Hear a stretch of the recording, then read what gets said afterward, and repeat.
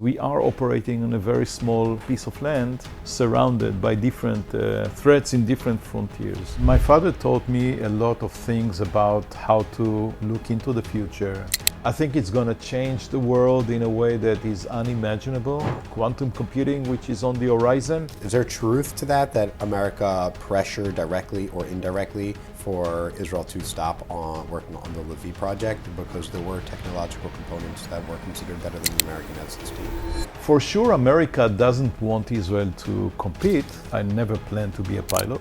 Lincoln, Mandela, Martin Luther King, those are legacies that grow over time because they change fundamentally human beings. Welcome to another episode of IsraelTech. I'm excited to have with me here Chemi Peres, the managing partner, co-founder of Pitango, also the chairman for the Peres Center of Peace and Innovation. So thank you so much, and you have a beautiful office, and you guys have a wonderful team here that have been very hospitable.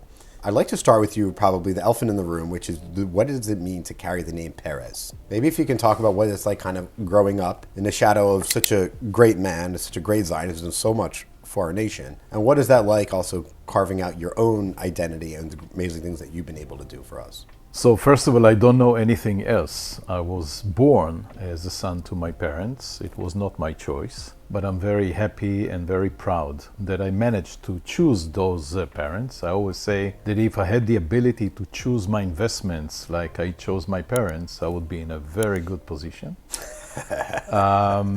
Growing up from the early days in Tel Aviv means that you have to carry a legacy. Happily, it's a legacy that is looking forward. It's a legacy of a future, not of the past. And I think I had the opportunity to learn a lot from both my parents. And a lot of lessons have been carried with me wherever I went. But it also means that you need to grow your own muscles and choose your own way in order not to be crushed by the burden of carrying a legacy. In many families, some of the children, it was too hard for them to carry the legacy or the name or to stand up to the expectations. But I can tell you that my parents never guided me what to do. They encouraged me always to follow my heart and always added good advice, but never directed me or guided me or told me that I have to do this or that. And I think that all the children, myself and my siblings, each one of us took a different direction. But at the end of the day, we build our own identity, which allows us proudly to carry the legacy forward. I learned a lot from both of them.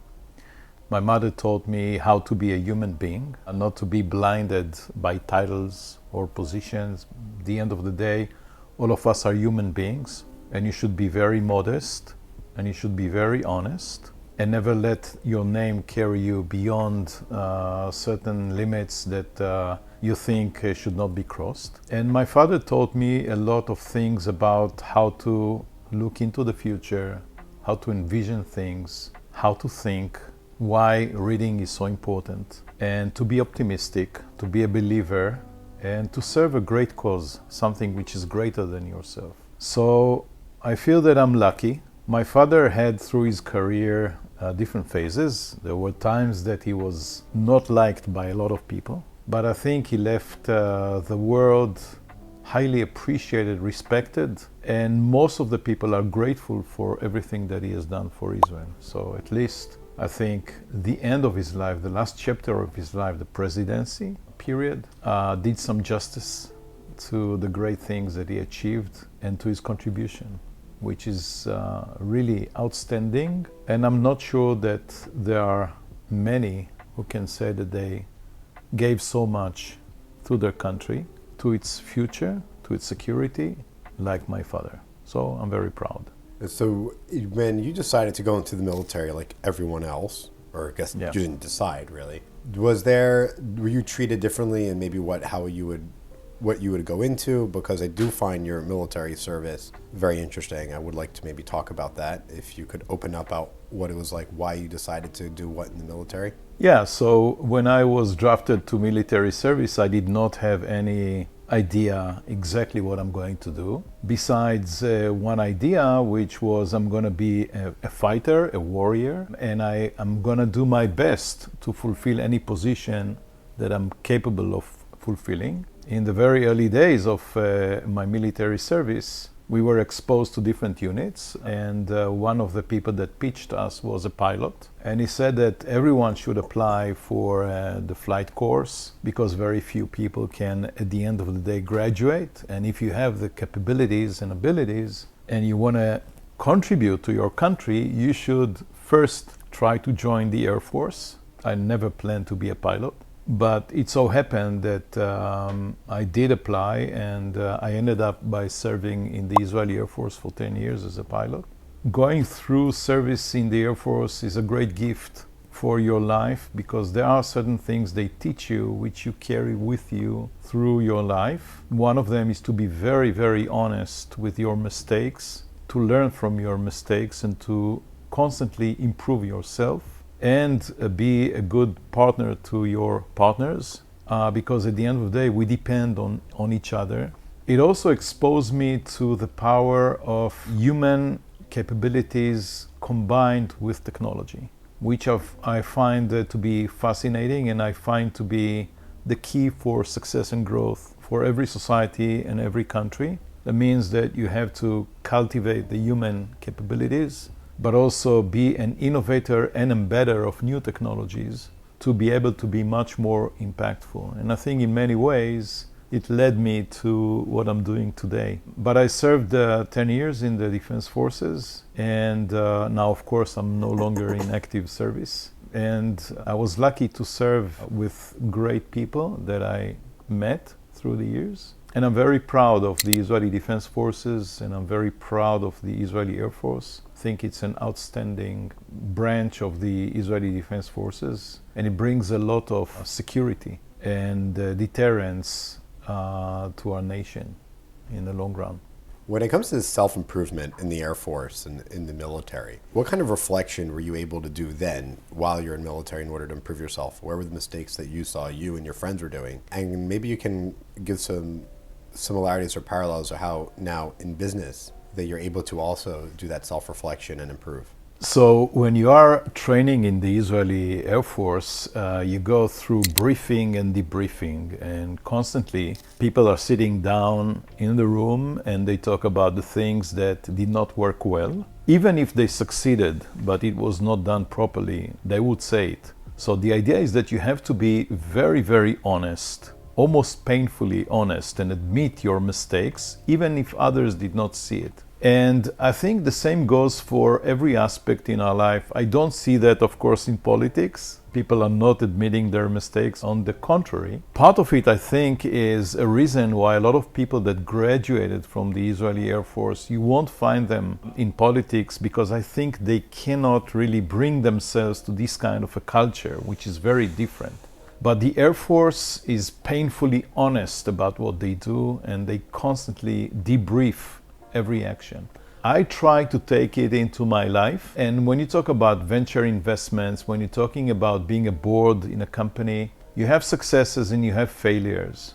I learned that you can learn more from your successes than your failures. Nevertheless, you have to make sure that you are very honest with why you failed and improve yourself next time you see a company. Sometimes you fail because you misjudged the quality of the team. Sometimes you were carried away by the prospects of a certain market, but you didn't really check it all the way, and you didn't see other trends that might have been, let's say, driving you to another direction and not making that investment or looking for another opportunity. So I think that if you just, let go and you continue to invest without asking yourself, why did I fail here?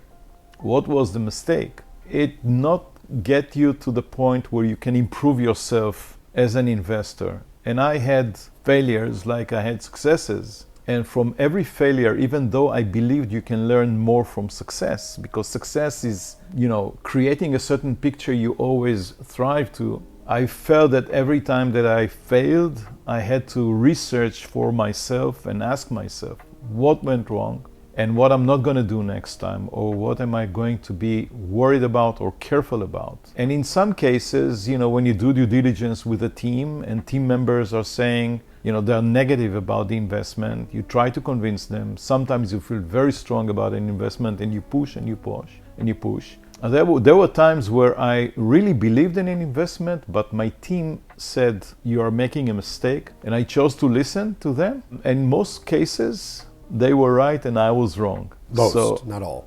Most, in many times, in many times. So I think it's important for venture, but it is also important for the founders themselves to understand, they make predictions, they make assumptions, and if they fail, they have to understand. If they really want to be successful, instead of trying to, just move forward and let it go, it's not good enough. You have to be very honest, you have to look back, you have to research why, and only then you need to move forward. So it's kind of a culture. It became a second nature, I think, to most of the pilots that have been serving in the Israeli Air Force. It became a second nature to be brutally honest about your mistakes, about your failures, and use it as a platform to get better, to improve yourself, because in the Air Force, it's life-saving. If you don't do that, you can get killed. In business, you don't get killed,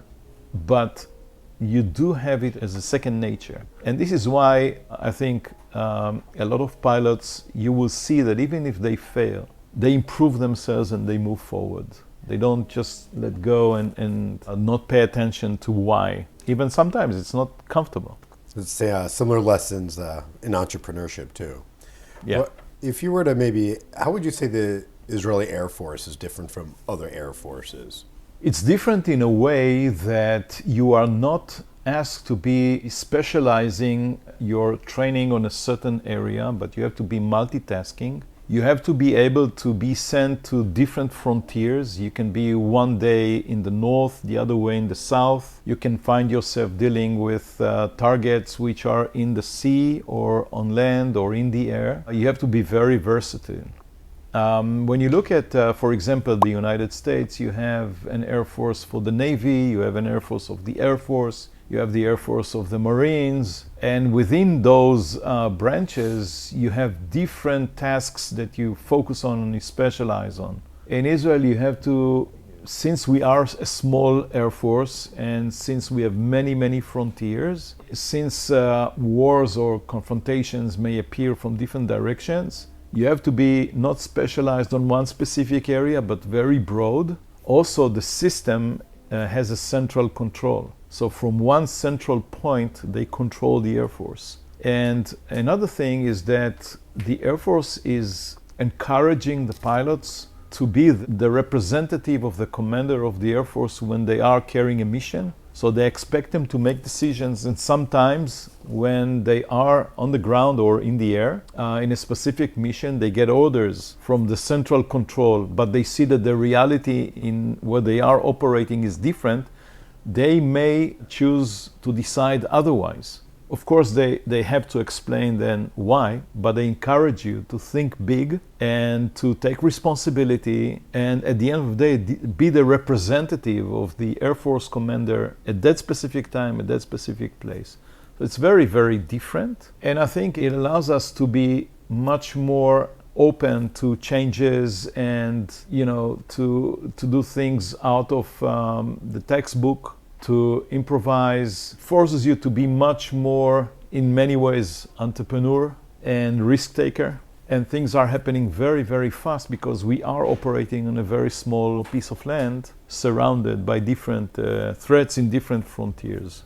I think it makes you very agile, very versatile, and you have to take responsibilities and think out of the box because things are happening very quickly. And you are there at the end of the day, and you're going to be accountable for what you have done, no matter what kind of order you received. We measure it at the end of the day by the conditions that were in that specific place and what kind of a decision you made.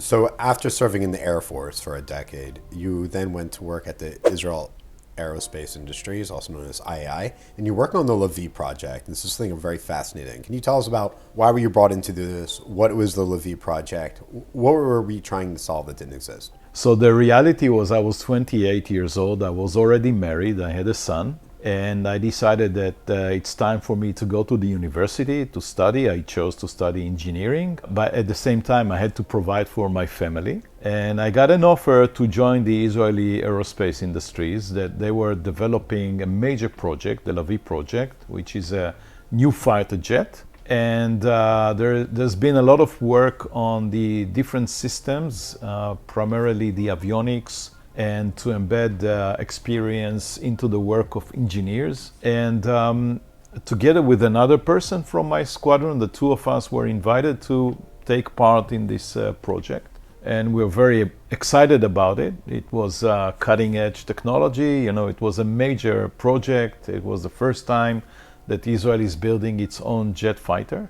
And we started to work. It took about 2 years, but we understood that there are going to be a lot of challenges to get to the finish line for several reasons. First of all, it cost much more than it was envisioned at the beginning. Secondly, the Israeli Air Force was not really, at the end of the day, interested in this fighter jet. They preferred to buy aircrafts from the defense industry in the United States. How come? And to put some improvements into critical systems. They did not see the Lavi as a superior platform. So you'd rather buy it from the offset part of the arrangement between Israel and the US. And you get it with all the benefits of companies that have tradition and a lot of history in building aircrafts, and all the insurance kind of things that are added to as a supplier. And then it was not clear that Israel wants to be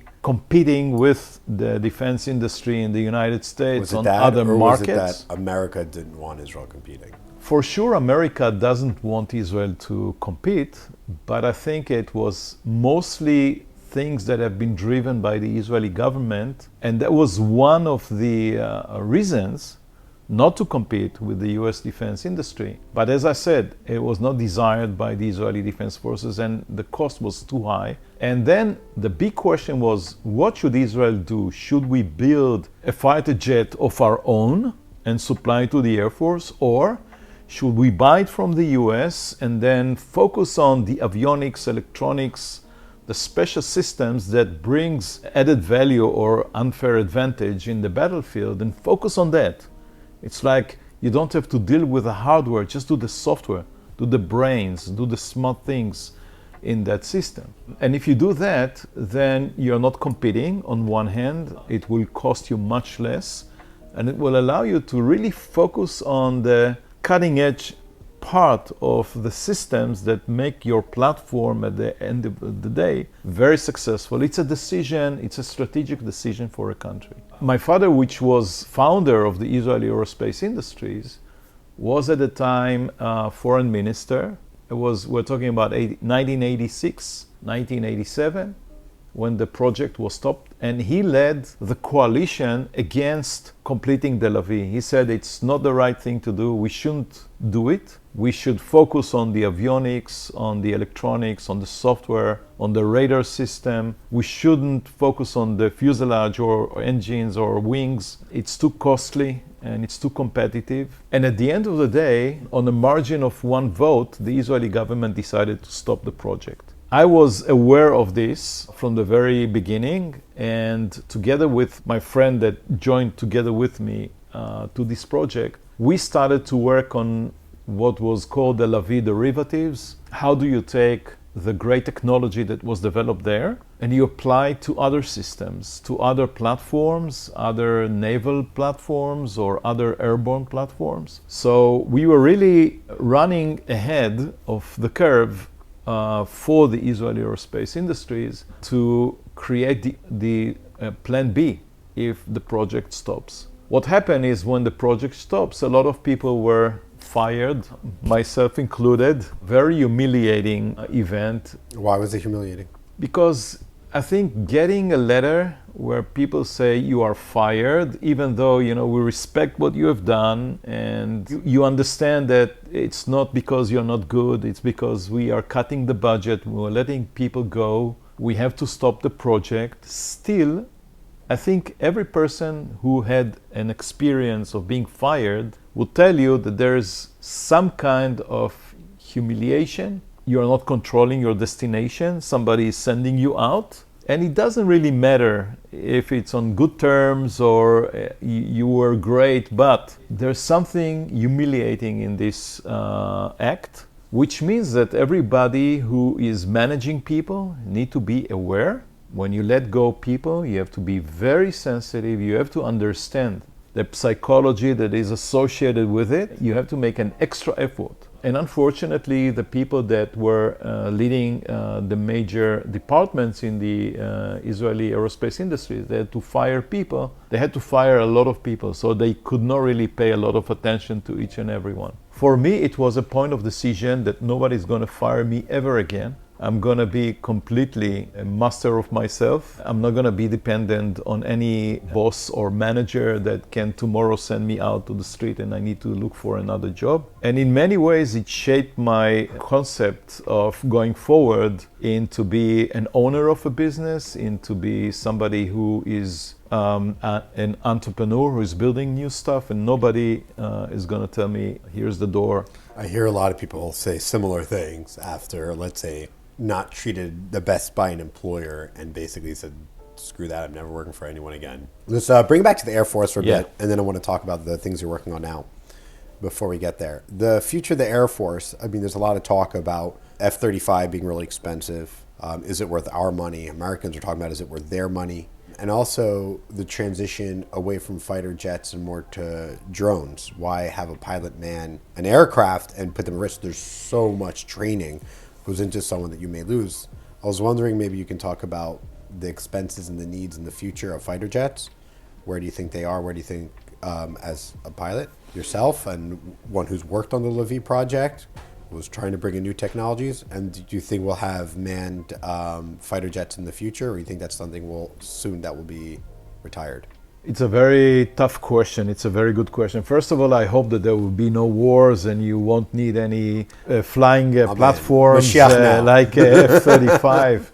But let me say this. First of all, you cannot measure it by return on investment or by economic measures, because at the end of the day, you need to be strong. And the Defense Forces is also an insurance. You spend a lot of money in insurance and things may never happen, and you say it was all wasted. But it is insurance, and Israel, as Golda Meir, I think, said once, our enemies can lose 1 or 2 wars. We're not allowed to lose even one, because if we lose one war, or maybe Moshe Dayan said it, I don't know exactly who said it, but Israel cannot afford to lose even a single fight. And if you cannot allow yourself to lose even a single war, then you have to be using the best platforms, and you have to have enough of everything that you can deal with all the scenarios on multiple frontiers for as long as it needed. What you do need is to have a very robust society and a very robust or resilient society and very robust economy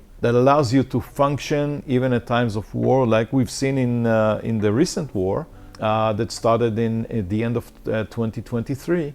What we saw is that, unlike 1973, where Israel economy, it took it about 10 years to implode. In 1984, the Israeli economy collapsed to 450% inflation rate. We did not have the high-tech sector at the time. We did not have strong defense industry. We did not have gas in the sea. All of these we have now. And I remember my father saying that there are 3 elites in Israel. There are the builders, the defenders, and the inventors, the engineers. The thing is that the first 2 elites are associated with the land, with physical land, where the engineers and the inventors, they can be anywhere they are. And if your economy is built on science, technology, innovation, and entrepreneurship, you can be very resilient even at times of war. Luckily enough, that is what is taking place right now.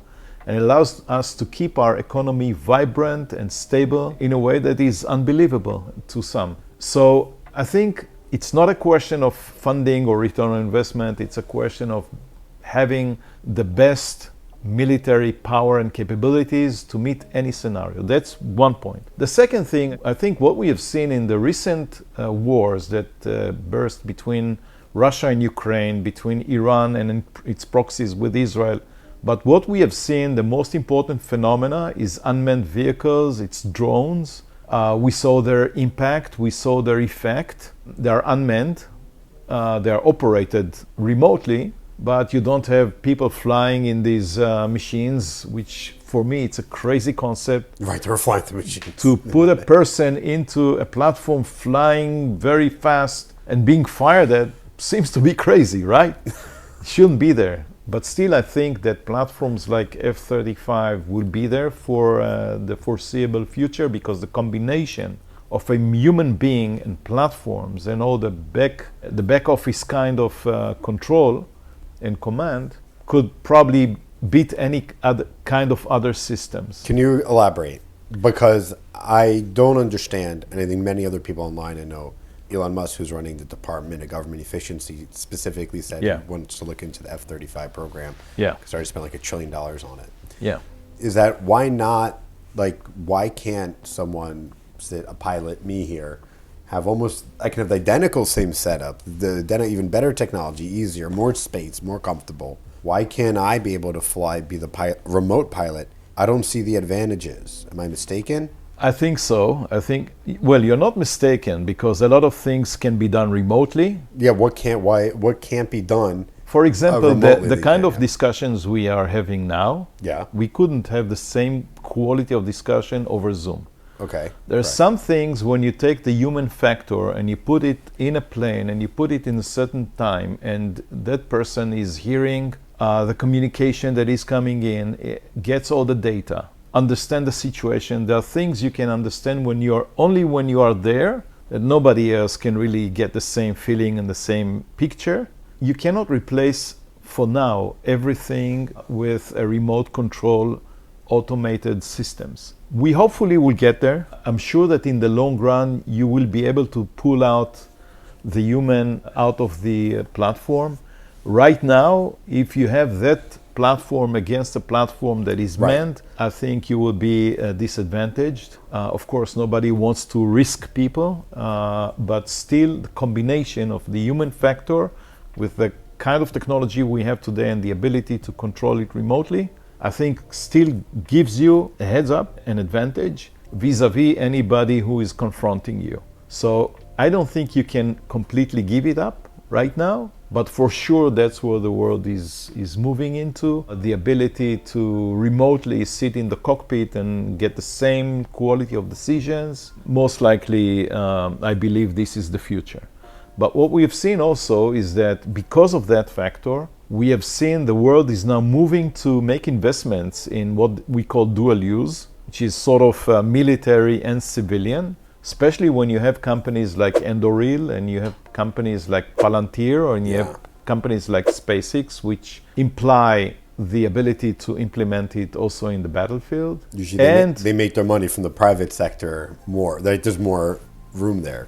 You just grow your market, and the world is worried and afraid about the level of security. I mean, a lot of people are buying more arms, be that India or Japan or others, or Germany that bought the Arrow from the Israeli aerospace industries for a lot of money. But what we've seen is that the cycles of innovation and implementation in the battlefield no longer sustainable, because the wars are long and solutions need to be brought immediately to kind of things that are introduced in a dual use into the battlefield. You have to respond very quickly, you have to innovate very quickly, and you have to bring it to the battlefield very quickly, which means that the battlefield has become very open to the cycles that we see in the ecosystem, the civilian ecosystem outside. And it's very tempting, because if you have a system, if you have sensors, if you have different systems that can be used in civilian life and can be used also in the battlefield, it grows your market, it increases your ability to build a bigger company. And therefore, a lot of investors and a lot of entrepreneurs are now building companies with a dual use in mind. For Israel, it's a good sign, because if you want to start a company and grow it very quickly, what you need to cross over from the startup to growth, you need to cross the point of product market fit. When you get to product market fit, that means that from now on your investments is on scaling up, not necessarily on development. In Israel, you cannot really get to product market fit because we are not a market, and therefore we have to go to other markets which are better hyperscaler in terms of implementation. Nevertheless, if you talk about defense, Israel is offering product market fit like no other, because we are right now in 7 frontiers. We had to deal with an attack, a ballistic attack from Iran. We are using all the systems against all kind of weapons, and we're successful. So if you are a company that is developing something for the dual use, for the defense industry, you may want to think about Israel as a place to get your product market fit. Israel did it also very well in water technologies, right? And there was also a case where Waze was developed for Israel, and in this case, Israel was embedding this new technology and using it, which allowed them to scale up later on. So the lesson for me is, number one, there's going to be a lot of investments in the defense industry, and we have great talent, people that are very experienced leaving those systems and rejoining companies. But also, I believe that if Israel will become a state which is embedding technology in a much more advanced way than we are doing today, and not only in the defense or water technologies or navigation, but actually in every aspect, it will give our ecosystem a better chance to scale up our companies faster and to shift gears faster, to be able to put more resources in growth as opposed to finding ways to get to product market fit in different places. That's a big opportunity for us. And another thing that comes to mind is that I had the kind of a thinking that was separated. On one hand, let's build a very robust innovation ecosystem. Let's create a great economy, and it will allow us to build very strong military power. Now we can do those things together, because we can make money and grow our economy by having companies in the defense industry, and at the same time, by doing that, we're enhancing and improving our systems in the defense side. On that topic, where would you say the future of defense tech, or what kind of innovation out of the war and we'll see coming out of from Israel in the near future? So I think, of course, first of all, is defending ballistic missiles, hypersonic missiles, maneuvering at higher speeds at all levels, from low level, small targets, autonomous, to ballistic missiles that are going into space. All that area, which combines space and laser systems and detection and all that stuff, Israel is going to make significant advancements on that side, and I believe there will be very powerful collaboration with the United States. That's one thing. Second, of course, is sensors, and AI, of course, is going to be very critical in all the systems to be able to operate things much faster, much more accurate. All the drones, of course, from detection to ability to mitigate, are going to be accelerated also in Israel. And besides that, a lot of other things, because the technology is moving very quickly forward. Not to mention, of course, cybersecurity, encryption, and breaking systems, because a lot of things are moving to the digital space, which is unbreakable in many areas. It's very hard to break those encrypted platform which everybody uses, right? Mm-hmm. And try to cut the flow of funding for terrorists, etc., etc. There's going to be a major effort also on mitigating different groups of terrorism. It's not an issue of Israel, it's an issue of the world. It becomes a global threat. And those are, initially things that for sure we see now. There will be more new technologies like laser. So talking about future technology, let's talk about the Peres Center. Okay. What was the goal behind the Peres Center? First of all, the Peres Center was established in 1996. It was after Rabin was murdered, after the Oslo Accords. My father felt that it's not enough to have leaders signing peace agreements. Peace needs to be privatized. Privatized, meaning that you have to bring people to people. You have to give them projects to do together.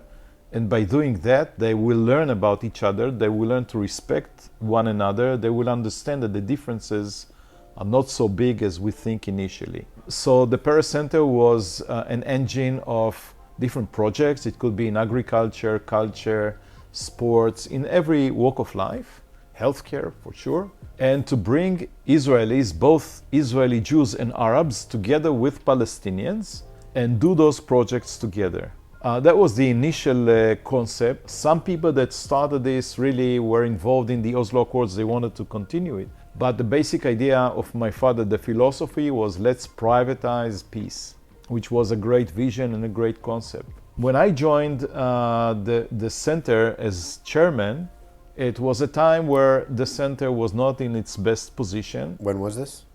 Oh, that was I think it was about 10 years, 12 years ago. Okay. A lot of supporters of the centers called me up and they said, look, you have to step in. You have to take responsibility on what's going on because it needs to be financed and it needs to be guided. My father could not be part of it because he was at that time president of the State of Israel.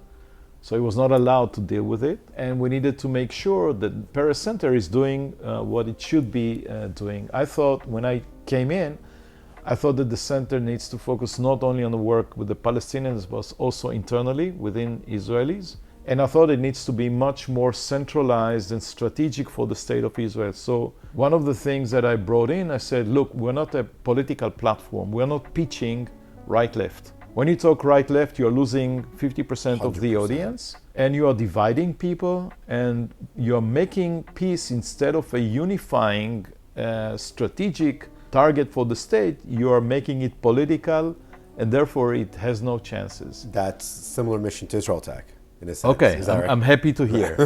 So my philosophy is that the center is not talking right-left, the center is talking forward-backwards. Got it.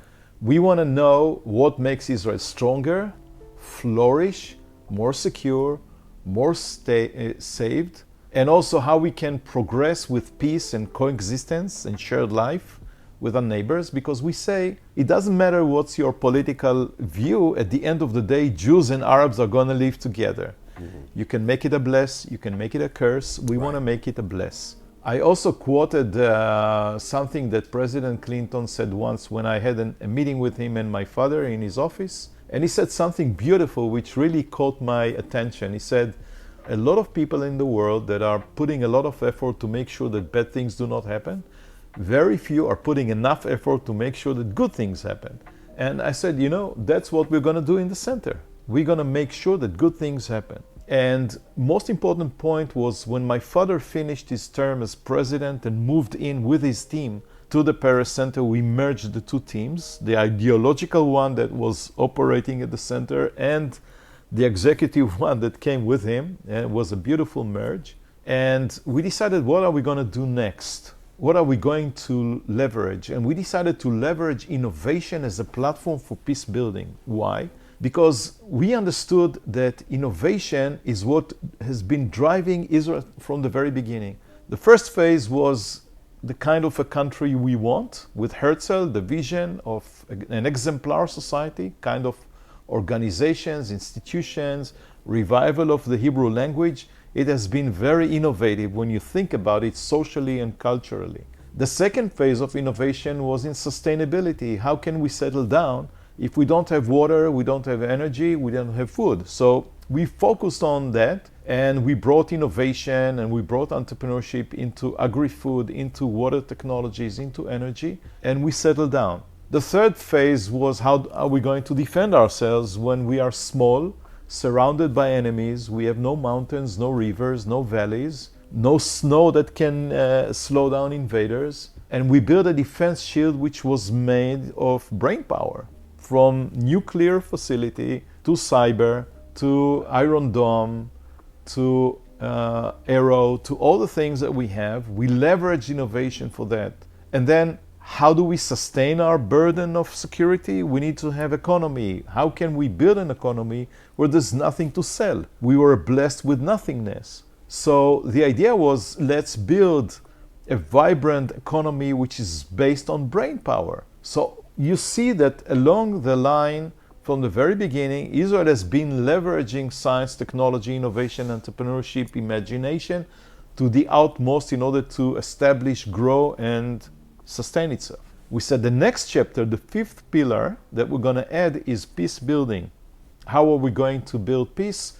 We are going to work with Arab countries and Muslim countries about technology, about innovation, because my father had the notion that the world is moving too slow away from wars between themselves, because a lot of things can be obtained with technology. You don't have to conquer a nation in order to get energy or cheap labor or food. You can leverage technology for that. So why fight each other? At the same time, the global threats are rising, and we saw Corona, we see climate change, we see global terrorism. We have to use solidarity among nations and innovation to encounter those threats. And that is the vision of the center. We are moving from an old world to a new world, from a world of wars to a world of global threats. And the way for us is to pitch for solidarity, coexistence, shared living on one hand, and embracing in a radical way technology and innovation to solve problems. That is the face, and this is why we decided to add to the programs, we decided to build the Israel Innovation Center to show the way Israel has been building itself, to open ourselves to other countries, to bring the Jewish diaspora to connect with Israel not on political merits or Jewish roots, but on science and technology and innovation and prosperity. And a lot of visitors are coming, and we're combining a lot of visitors to Israeli local entrepreneurs and companies. We inspire and educate young generation to be more entrepreneur, to be more implementer of technology and inventors. And we believe this will carry Israel forward. So the center today does this. We run projects, people to people. We continue with that. We added the Israel Innovation Center to do all those connections. And now we're embarking on the third chapter, which is we are building now the Institute for Research of the Future. We believe it's not enough to be on time. When new things happen, you have to be ahead of time. And interestingly enough, the future is not beyond the horizon. The future is sending you signals beyond the horizon. You can see, it's like the sun, before it shows itself on the horizon, you see the light is arriving to you. You need to understand what is a signal and what is noise. But if you have the ability and the methodology to look into the future and try to identify those signals and then change your agenda of today to address tomorrow, then you can be ahead of time. That's the focus we want to put on the center, on the Israeli society and partners from around the region and the world to be able to build a think and do tank that focuses on the future. By the way, that's my father's legacy. My father said always, you cannot change the past. Don't bother. It's unchangeable. You can only shape the future. And this is why his legacy is so unique, because legacies, they tend to fade.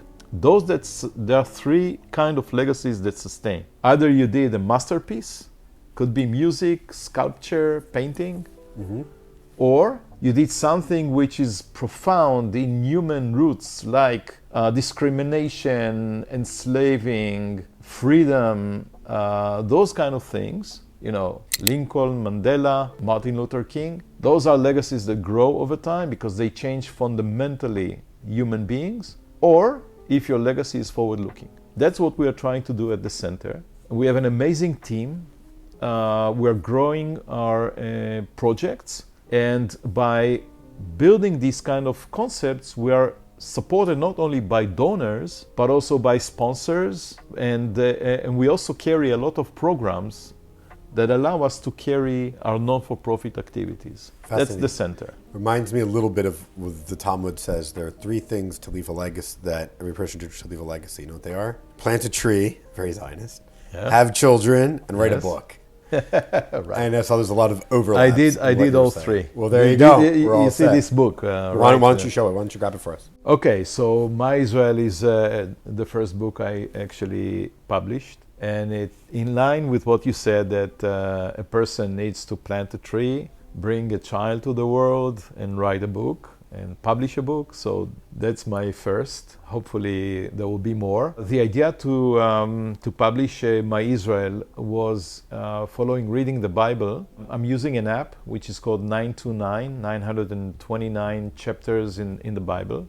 And with that app you can actually read every day one chapter and learn about it. And what I noticed is that names of places and names of people through the chapters are names that I know until today. And I said, why don't we take this concept and approach people to talk about places in Israel that symbolize for them Israel.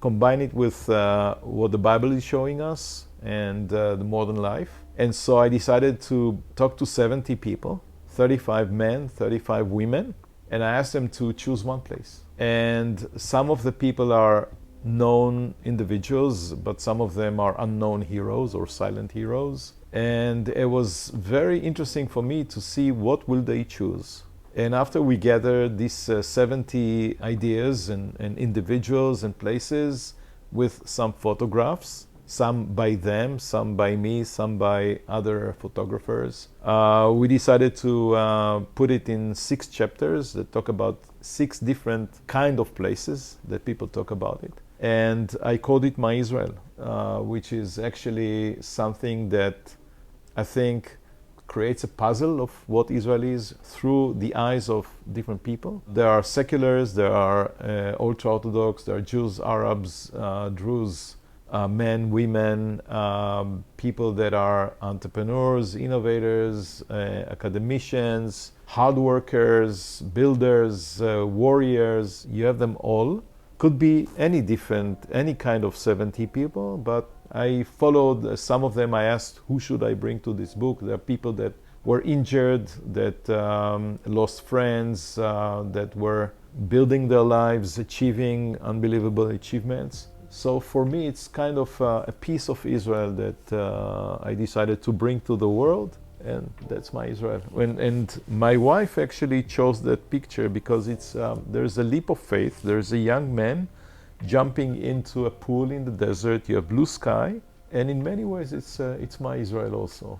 I love that. I think it's everyone's Israel. So that's the book, and I published it with Geffen, which is a publishing house in Jerusalem. The guy who runs it is a good friend of mine. We actually went to school together, and it was also nostalgic to do it together and a fun project. And here it is. Very heavy. 70 Faces of the Land. So speaking of legacy, probably what you're best known for now, I'm really interested in what you're doing now, is here at Pitango. Yeah. So what made you decide to found Pitango, and how has it reached such great success? Well, first we started with a different fund. After my chapter in the Israeli aerospace industries, I found myself in a software company. I told the CEO, I'm not going to work because I will never let you fire me. And he said, we're not going to fire you. Someone got traumatized. I give you a letter, you will never be fired. Which was the first term upon which I joined. But in my position in this company, I started to meet with a lot of young companies that came to us as a strategic partner to invest. It was after the Lavi project was closed, and a lot of engineers were flooded, and a lot of them came up with ideas. And I noticed that there is no real platform to finance early stage companies because we as a company did not want to be a minority shareholder. We did not have the management attention. Either we buy the company or we license the product. And I figured out that there was no platform for that. And then the Israeli government came up with 2 platforms. One was based on Yozma, which was build a fund, the Israeli government will participate. If it's successful, you can buy the government out at cost. But if it failed, at least we took the risk with you, and it allowed the foundation of 10 venture funds. At the same time, the Israeli government, through its insurance arm, Inbal, said if you raise a fund in the Tel Aviv Stock Exchange, we're going to insure the shares of the buyers in the IPO and later on holders of securities so that they can actually sell their shares to the government at 80 cents on a dollar for 5 years. So there is a downside safety net protection. You cannot lose more than 20%. I started one of those funds, which was called Mofet, not necessarily supported by Inbal, but we created some kind of a mechanism to provide safety net. And my co-founder of Pitango started another fund which was called Polaris. And in 1993, we got together and we started to invest together. Did some amazing investments, very successful. We together, for example, invested in IsraelTech, which was the first company that invented voice over IP, the internet phone. Later on went public. And I saw the tremendous potential that we have to build an economy which is based on entrepreneurship and science and technology. And I decided this is what I want to do. And in 1996, I saw that running a venture fund which is publicly traded is not a good idea. Because take, for example, IsraelTech, it had so many ups and downs, and I could not report to the public when things went down that we have problems, because if you did, it was the end of the company. Everybody would run away. So it doesn't fit the stamina of a stock market. And so I had an opportunity to visit the Silicon Valley on a mission of the software industry. By the way, we were hosted by Sheldon Adelson at the time at Comdex. Nice. And that was the first time I met him. Before he became the Magali he became. But I met venture funds there, and I understood that what we're doing is not exactly the right thing. We actually need to build a partnership of partners that each one of them will focus on different areas and raise more money so we can support our companies for the longer run. And I decided to leave. On 1996, I sold my shares in Mofet, which was the fund I started in the Tel Aviv Stock Exchange, to my partners. I called Rami Kalish, my co-founder. I said, I'm leaving and let's join forces. And he was more than happy to go together. And ever since, we started to raise our second fund together. And now we have 14 funds that we raised. And we built a partnership with a lot of value-add professionals on our team. So when we invest in a company, it's from A to Z, it's from 0 to 1. It covers basically, through the years, we changed our strategy. Initially, we said we're going to have one fund which is investing in all stages, in all industries, because the ecosystem was very small. And we said we're going to invest in Israeli entrepreneurs, whether they start an Israeli company or a US company or a European company, for as long as they have an Israeli nexus, we're going to invest. That strategy held up until fund number 6. We fine-tuned the size of the funds to be about $300 million each. And then we decided that it's time to change the strategy, and instead of raising one fund which does everything, create a partnership which is carrying different funds, which each one of them is focusing on different area. So we have one fund which is focusing on healthcare because it's very different than dynamics of information technology. It has to do with the American system of reimbursement and who is the caregiver and who is the outcome payer and so on and so forth. And we wanted to build an ecosystem around it. So that was one branching. The other one is we separated between early stage and growth. So at early stage, you have to be focusing very much on the human factor and the new technologies and try to be the first in a new domain, to be ahead of the curve. Whereas growth is a company that already reached a product market fit, and now it needs to carry more funding, more strategy, more growth, more human talent recruitment, more strategic partnerships. It's kind of a different focus. So we have 3 teams now that are focusing on 3 different funds, but we are one partnership. We make decisions together. So Pitango, as a pure venture investor, I think we are now the bigger platform in Israel. If we carve out all kind of other kind of investments, when you talk about equity for venture, that's what we do, that's where we focus, and we have amazing entrepreneurs. Over the years, we invested in about 300 companies, which means for the 30 years was like one company per month, so to speak. My vision initially as a venture investor, I thought it would be perfect for Israel if we had a national portfolio of 1,000 startups, where 5% of them will be successful, will generate more than $100 million in revenues. Imagine what it does to our economy. Today we have 10,000 companies, right? Many more companies are successful, and see what it does to our economy. It makes us sustainable in the long run because Israel is not an independent country. When you're not an independent country, you have to be a very important country for the world. You have to be very careful not to be too important, because if you are too important, you may position yourself as a prey. It's a target, yeah. As a target, right? And I'm not going to mention industries or countries. But there are certain countries which have been excelling in a certain area which is critical for the information technology industry. They're very important, but they are also might be a prey. What Israel does is it positions itself as a very, very important country. Add to that the fact that Israel will be a source to reach product market fit. It will also attract a lot of earlier stage companies, especially when you talk about, as we said, the defense industry or the water technology or agri-food technologies. And by the way, maybe also healthcare, because what we've seen in the recent war, for example, I can take the Sheba Medical Center. There are other great hospitals in Israel, but they have demonstrated in trauma that when soldiers came from the battlefield, severely wounded, they managed to save most of them. So in many ways, healthcare and defense have reached a certain kind of, fascinating, I don't want to say product market fit. Right.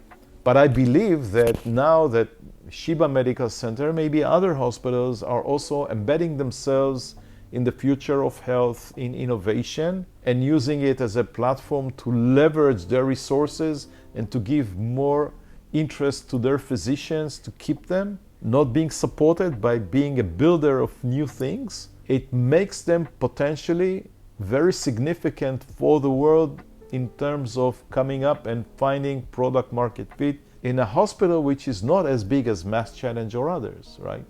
That for me is the next chapter. Maybe I think we also started a race. I call it a race from unicorn to giraffe. A giraffe is a company, now they call it Batman, right? The Magnificent Seven or Eight, the companies that crossed the market cap of $1 trillion, which is 1,000 times more of a unicorn. And I asked myself, they're only Americans. You won't find giraffes right now in other parts of the world. For reasons that are understood. For others, it's for not understanding the power of unifying markets or combining markets. But Israel is on a mission, in my view, to scale up companies towards giraffes. How? Like how? Yes, okay. in practice. What is Israel doing? How is Pitango playing a part? So there are things that are not related to what we can do, that are not in our hands. But I give you the roadmap. Number one, we are small by size. So by embedding and using artificial intelligence, the cyberspace, I'm talking about digital space, digital technologies, algorithms, and by expanding globally very quickly, we can compensate for the lack of talent, for the small size of talent, and do more with less and do more with others. That's one. Secondly, we need to make our country an embedder and user and adapter of new technologies to help them get to product market fit locally. That is something that the country needs to do. That's a mission for the government to give incentives for Israel to implement in banks, in insurance companies, in hospitals, in ports, in every aspect, in every industry, to make it radically adapting new technology.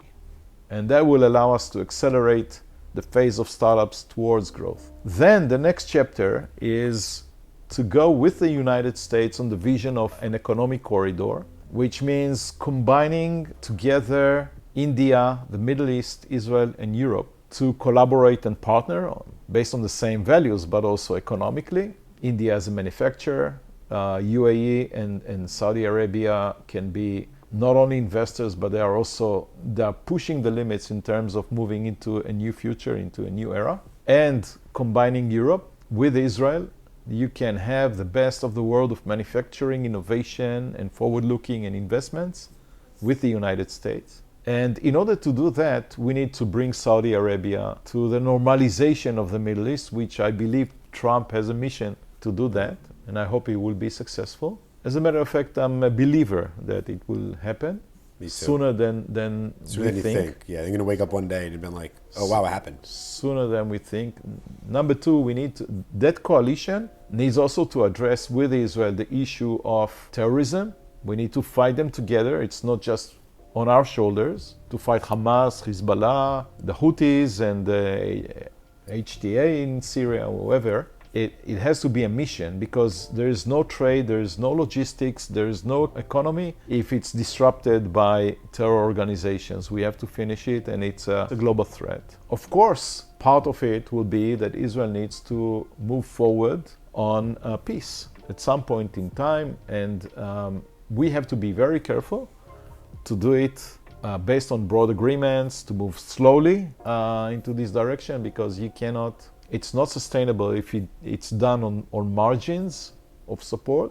But the future is fantastic. And then Israel will be able to address bigger markets, which is something that impedes right now our ability to scale up. It will open up not only Muslim countries and Arab countries and the second circle around the Middle East, but it will unleash a lot of potential from those who are standing by and waiting to see how things unfold. But more than that, it will also drive customers within those markets to work and buy products and services from Israeli companies. At some point in time, when a company grows, you don't know if it's British or Israeli. Nobody cares. So we need to open markets. We need to open the hearts of customers with this. And we need to grow the talent, the executive talent, either within ourselves or from the outside, of those kind of executives that know how to take a unicorn and drive it to become a giraffe. So a lot of things need to happen, but the motivation, the capability, the ambitious, the drive to do it is there. Our ecosystem has been evolving for 4 decades. We learned how to develop a product and sell ourselves to a strategic partner. We learned how to build marketing and sales and go public. We learned how to raise money and scale to unicorns. We learned how to acquire other companies. We even have companies that are traded on stock markets with market caps of tens of billions of dollars, and even one company above 100 billion. We have cybersecurity and defense where we have product market fit to the best of its capabilities. Maybe it's not enough to build a giraffe. Maybe it's impossible to build a giraffe. Maybe it will take a long time. But if you are on a mission to go from unicorn to giraffe, the impact on our economy and society is going to be dramatic. It's going to be dramatic. It will change Israel completely, and it will attract a lot of partnerships and a lot of newcomers, Right. And sustainability and security. That's where we need to go. I hope so. I was thinking Korea with their Samsung. What Samsung has done for Korea, I think it's 20% of the economy. Yeah. If we had a Samsung here, it would just been mind-blowing what it would do to the economy and the culture. I can only imagine. How is Pitango different from other VCs? First of all, we never say we're the best, right? There are very good funds, very good investors. I respect them. And I don't think it's a contest who's going to be better, who's going to be stronger. Totally. There are some people that are doing a better job for us in certain areas that they have been focusing on. But we are, first of all, veterans. We are there for more than 30 years with a lot of experience, what not to do, what to do. Wisdom. Secondly, I think we are investing in companies from very beginning, from seed to growth. So we can invest in a company from our early stage funds, whether it's healthcare or information technology. And when they scale up, we can continue and invest and support them. So we are very diversified. Our teams are very diversified. We have a very broad group of strategic partners that work with us.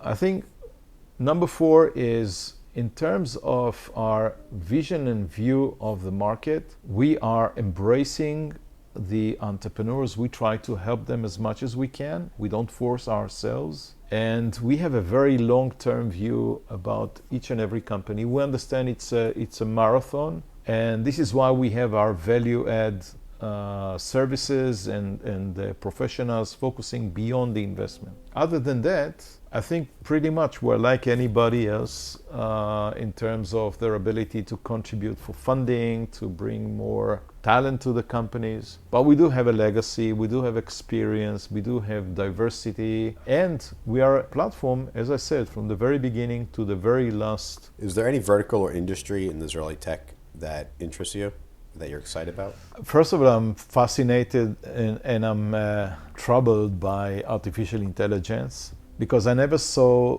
the level of disruption and also the level of growth opportunities. You need to very carefully understand what to invest in and what to be worried about from things you already invested in that can be disrupted.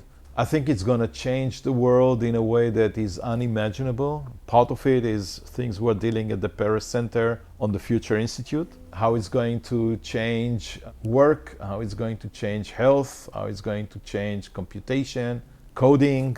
Dramatic things are, and it's unimaginable. I don't think anybody can really understand what are the opportunities. Couple that with quantum computing, which is on the horizon, there will be new things that we never imagined can be done before.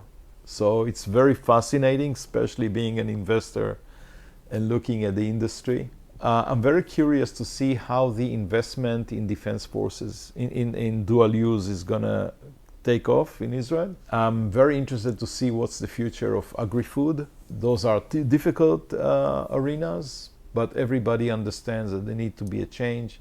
I'm very interested in education, how education training is going to be changed with technology and innovation. So look, the world is moving very fast, quickly, and the new kind of technologies and I think we're losing track of our ability to really follow everything, to be able to understand where all this is going. But those are the areas we focus on. We try to really be forward-looking.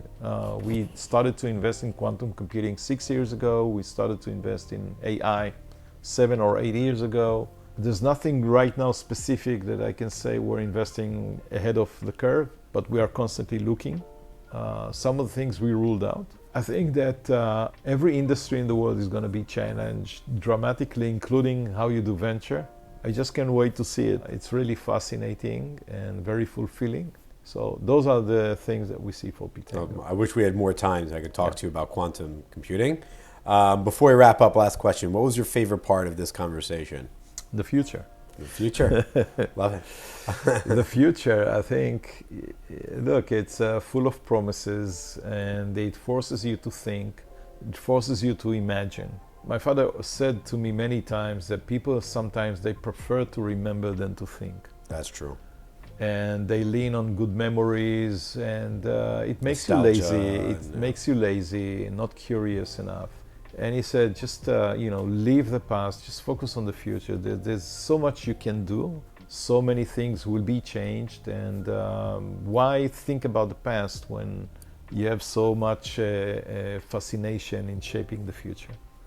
That's the way I look at it. This is why I'm in the venture business. This is why we work with early stage companies. And this is why I think Israel is so uniquely positioned in the world and will be a very important country. Chemi Peres, thank you for hosting us as a guest on IsraelTech. Thank you, Yoel. Keep up the good work you're doing as a managing partner and as the co-founder of Pitango. We'll continue to follow you. And thank you for everything you're doing for our ecosystem. Thank you, Chemi. Thank you. Pleasure.